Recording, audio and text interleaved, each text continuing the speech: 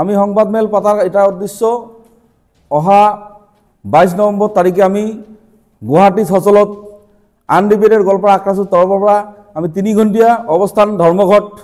পালন কৰিম যে জনজাতিকৰণৰ দাবী আৰু পৃথক ক্ষমতাবোৰ ৰাজ্যৰ দাবীত আমি 22 নভেম্বৰ তাৰিখে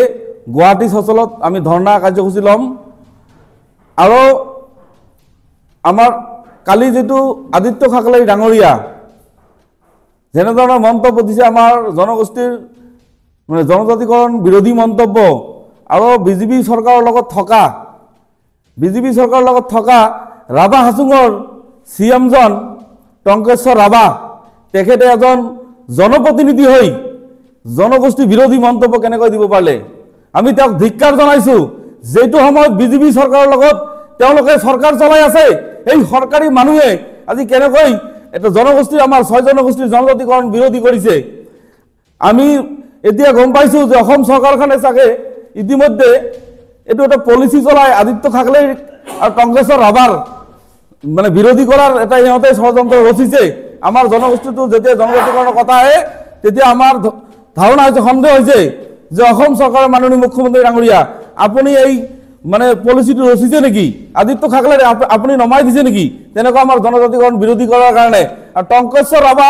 তেওঁ ৰাভা হাছুঙৰ এজন সিএম হয়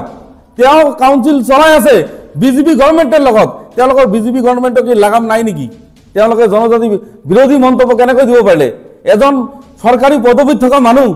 তেওঁ দিয়াটো আমি তেওঁক ধিক্কাৰ জনাইছো আৰু তেওঁলোকে কৈছে আমি 40 লাখ মানুহ আছো আদিত্য খাকলাই ডাঙৰীয়া কৈছে যে 40 লাখ মানুহ আমি আছো আমি আন্দোলন কৰিম আমিও 70 লাখ আছো অসমত তেওঁলোকে ভাবিলক যদি সংঘাত বিচাৰিছে আমিও 70 লাখ তেওঁলোকৰ লাখ বাধ্য হ'ব আমি গোষ্ঠী সংঘৰ বিচাৰা নাই আমি অসম চৰকাৰৰ পৰা দাবী কৰিছো জনজাতিকৰণ আমাৰ ভাৰত চৰকাৰৰ পৰা দাবী কৰিছো আমাৰ কৰ্মী জনগোষ্ঠীখিনিৰ আনডিবেটেড গোৱালপাৰা মানুহখিনিক জনজাতিকৰণ কৰক কাৰণ আমি কোনো আদিত্য খাকলাই কোনো সিসিটুয়া কাৰোৰ পৰা আমি জনজাতিকৰণ বিচৰা নাই আমি জনজাতিকৰণ বিচাৰিছো অসম চৰকাৰৰ পৰা ভাৰত চৰকাৰৰ পৰা আৰু যদি ভাৰত চৰকাৰ অসম চৰকাৰ যদি সদিচ্ছা আছে 2026 চনৰ ভিতৰত জনজাতিকৰণ আমাক লাগিব অবিভক্ত গোৱালপাৰাৰ মানুহখিনি কোনটো ক্ৰাইটেৰিয়া নাই আমাৰ সব আছে আমাৰ খাদ্য আমাৰ কাজ আমাৰ পোশাক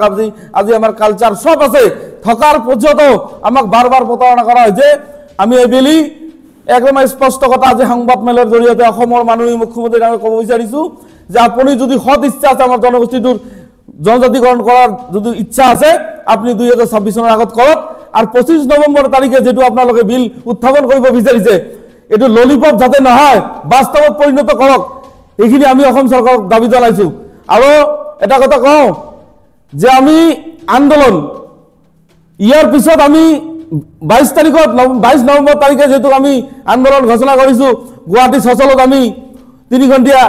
অৱস্থান ধৰ্মঘট কৰিম তাৰ পিছতে আমি শ্ৰীৰামপুৰত এই আন্দোলনৰ পিছত আহি শ্ৰীৰামপুৰত আমি ৰেল ব্লকৰ নিচিনা কাৰ্যসূচী আমি হাতত লম